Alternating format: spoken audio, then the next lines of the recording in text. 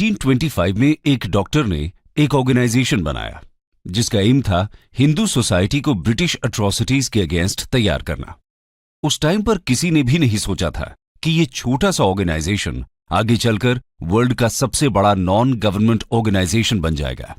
जी हां, हम बात कर रहे हैं राष्ट्रीय स्वयं सेवक संघ यानी आरएसएस की, जो 2025 में 100 साल की हो जाएगी। आरएसएस ये एक ऐसा नाम है जिसका जिक्र होते ही राजनीति के गलियारों की धड़कन बढ़ जाती है। ये समाज के भीतर कहीं न कहीं देश के सबसे बड़े परिवार के तौर पर अपनी पहचान करवाता है। लेकिन यहां सवाल ये नहीं है कि आरएसएस का मतलब क्या है।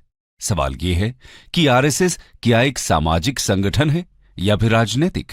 ये सांस्कृतिक तौर पर काम करता है या फिर राजनीतिक तौर पर, या फिर इसका कुछ और ही काम है?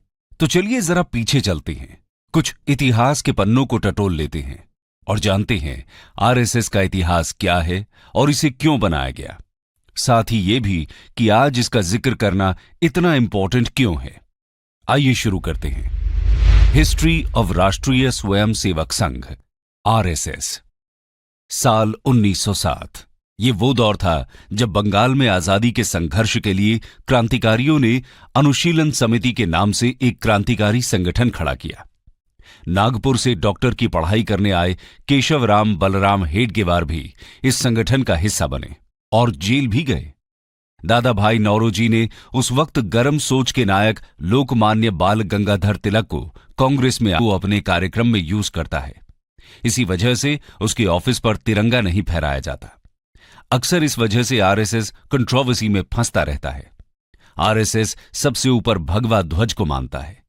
आरएसएस समय समय पर राजनीति में भी एक्टिविटी दिखाता रहता है। बीजेपी में कई बड़े लीडर्स संघ से ही निकले हैं।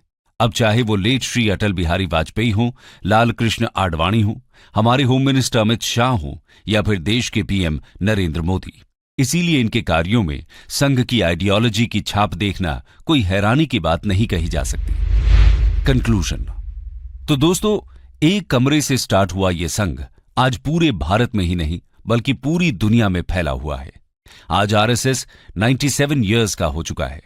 दुनिया में शायद ही किसी संगठन की इतनी आलोचना हुई होगी जितनी आरएसएस की हुई है।